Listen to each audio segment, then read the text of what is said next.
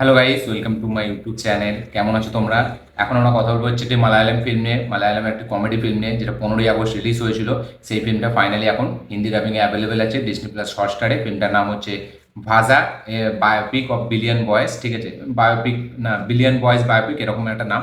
ফিল্মটার main title হচ্ছে ভাজা। তো ফিল্মটা দেখলাম, কেমন লাগলো এই ফিল্মটা, কেমন হলো এই ফিল্মটা, সেই সব নিয়ে কথা বলবো। চলো ভিডিওটা শুরু করা যাক। কেমন হলো ভাজা? এটা একটা কমেডি ফিল্ম, ঠিক আছে, এটা একটা coming of age comedy film. তো এই ফিল্মটা কিন্তু ব্যাপক একটা ফিল্ম হয়েছে, আমার মানে সেরা লেগেছে ফিল্মটা।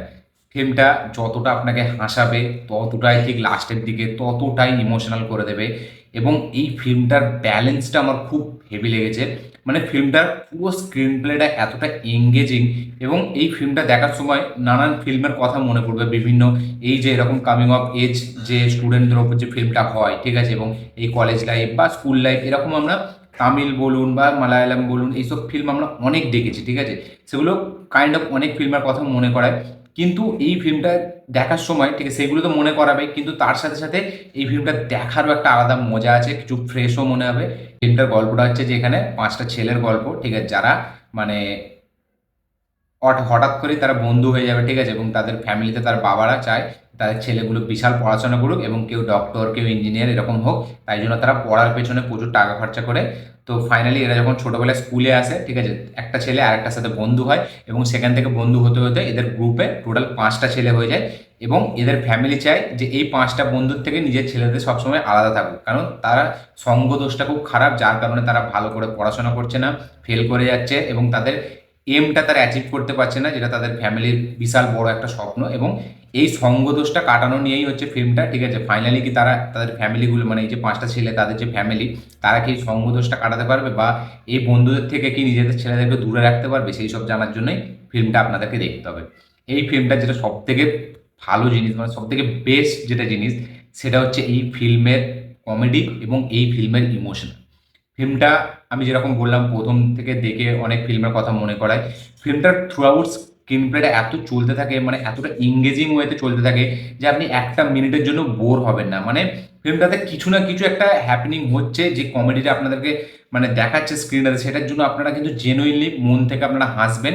এবং খুবই মানে দারুণ কমেডি ইউজ করা হয়েছে এবং কিছু কিছু পাঞ্চ লাইন, সেখানে অ্যাক্টরদের পারফরমেন্স, সেখানে তাদের বডি এক্সপ্রেশন, ঠিক আছে, মানে ব্যাপক। এবং ফিল্মটা মাঝখানে কিছু কিছু গান আছে, যে গানগুলো কিন্তু বেশ ভালো, যেগুলো হিন্দি ডাবিংয়েও কিন্তু গানগুলো শুনতে ভালো লাগে।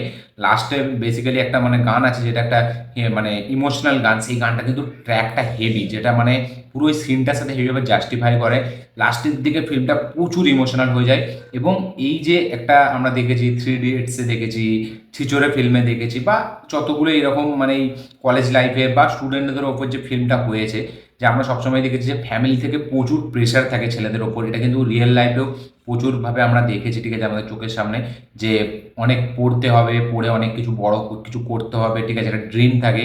তো সেটার কারণে হয়তো ফ্যামিলি মানে সেই ছেলেটার দিকে ভালো করে মন দিয়ে তাকায় না যে সে অ্যাকচুয়ালি কী চায়, যেটা কিনা আমরা অনেক ফিল্মে দেখেছি। এবং তার সব থেকে বড় এক্সাম্পল হলো থ্রি ইডিয়টস, ঠিক আছে। তো এইখানেও কিন্তু সেই কাইন্ড অফ কিছু সিনকে রিক্রিয়েট করা হয়েছে, যে ফ্যামিলির এত প্রেশার, ছেলেরা মানে তারা চাইছে যে অন্য কিছু করতে, কিন্তু করতে পারছে না। এবং তারা মানে হয়তো চেয়েও তারা পাস করতে চাইছে, কিন্তু তা সত্ত্বেও হয়তো তারা পারছে না। এবং ফ্যামিলি ভাবছে যে এটা সঙ্গদোষে হচ্ছে, তাই জন্য এই সঙ্গদোষটাকে তারা কাটাতে চায়। এবার তারা কি চায় এবং আদৌ কি এটা সঙ্গদোষে হচ্ছে, না তাদের পড়ায় মন বসছে না, না তারা কিছু অন্য কিছু করতে চায়, ঠিক আছে, সেইটা মানে ফ্যামিলিটা বুঝতে পারছে না। তো এই সিনগুলোকে খুবই ভালোভাবে এক্সিকিউট করেছে ডিরেক্টর। এবং লাস্টে এই যে ফাদার আর সনের যে বন্ডিংটা, বাবা ছেলের যে বন্ডিংটা, একটা ফ্যামিলির মধ্যে সেই ছেলেটাকে নিয়ে কী কী চলছে, ঠিক আছে, এবং এই ফ্যামিলির যে মানে প্রবলেমগুলো হয়, ঠিক আছে, এই পড়াশোনা নিয়ে ছেলে বাপের সাথে ঝামেলা, ঠিক আছে, সেই সব দিকগুলোকে যেভাবে তুলে ধরেছে এই ফিল্মে, সেগুলো ব্যাপক। এবং কিছু কিছু ইমোশনাল সিনে মানে জাস্ট ফাটাফাটি পারফরমেন্স দিয়েছে। সেখানে মানে আপনার চোখ থেকেও জল বেরোবে পুরো শিওর, এতটা ইমোশনাল মানে ফিল্মটা হয়ে যায় লাস্টের দিকে। এবং সেগুলো কিন্তু দারুণভাবে পারফরমেন্স দিয়ে পুল অফ করেছে। এখানে যারা বাবার ক্যারেক্টারটা প্লে করেছে, তাদের প্রত্যেকের পারফরমেন্স আউটস্ট্যান্ডিং। ছেলেদের যারা পারফরমেন্স করেছে, তারা মানে দুষ্টু সিনে যেরকম, ঠিক আছে, মানে দুষ্টুমি করছে, এবং ঠিক সিরিয়াস সিনও সেরকম।